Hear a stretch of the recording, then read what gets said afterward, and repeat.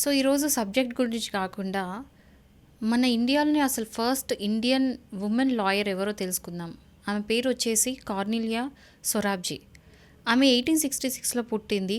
And తర్వాత degree అదంతా కూడా బాంబే యూనివర్సిటీని చేసింది.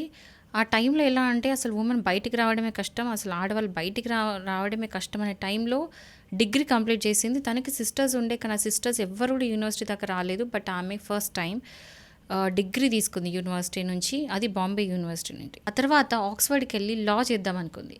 తీరా అక్కడికి వెళ్ళిన తర్వాత ఆమెకి స్కాలర్షిప్ ఇవ్వలేదు. అండ్ ఆమె అక్కడ అంత సరిపడా డబ్బులు లేకుండే. అప్పుడు ఎందుకు స్కాలర్షిప్ ఇవ్వలేదో తెలుసా? బికాస్ ఆమె ఒక మహిళ కాబట్టి. తర్వాత అక్కడున్న బ్రిటన్ ఉమెన్ వేరే కొంతమంది ఫ్రెండ్స్తో హెల్ప్ తీసుకొని అక్కడ ఆమె లా అనేది కంప్లీట్ చేసింది. లా కంప్లీట్ చదువు అంతా చేసిన తర్వాత కూడా డిగ్రీ అనేది ఆక్స్ఫర్డ్ యూనివర్సిటీ ఆమెకి ఇవ్వలేదు. ఎందుకు అంటే మళ్ళీ ఆమె మహిళ కాబట్టి. అక్కడ ఆమెకి లా డిగ్రీ ఇవ్వట్లేదు అని చెప్పేసి ఇండియాకి వాపస్ వచ్చేసింది. ఇండియాకి వచ్చిన తర్వాత కూడా ఆమెను ఇక్కడ ప్రాక్టీస్ చేయనీయలేదు, ఎందుకంటే మళ్ళీ ఆమె మహిళ కాబట్టి. సో ఇక్కడ ఉన్న వాళ్ళకి ఎవరైతే బ్యాక్వర్డ్ ఉమెన్ ఉంటారో వాళ్ళకి చాలా హెల్ప్ చేయడం చేసింది.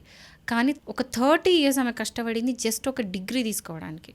సో 1920 తర్వాత ఆమెకి ఫైనల్లీ ఆ డిగ్రీ అనేది ఆమె చేతిలో ఆక్స్ఫర్డ్ యూనివర్సిటీ పెట్టింది.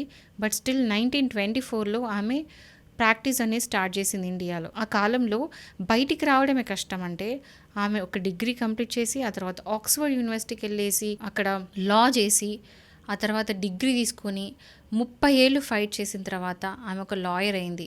సో ఈమెను అందరూ గుర్తుపెట్టుకుంటారని అనుకుంటున్నాను. ఆమె పేరు కార్నీలియా సొరాబ్జీ. అండ్ ఇదే ఆమె స్టోరీ.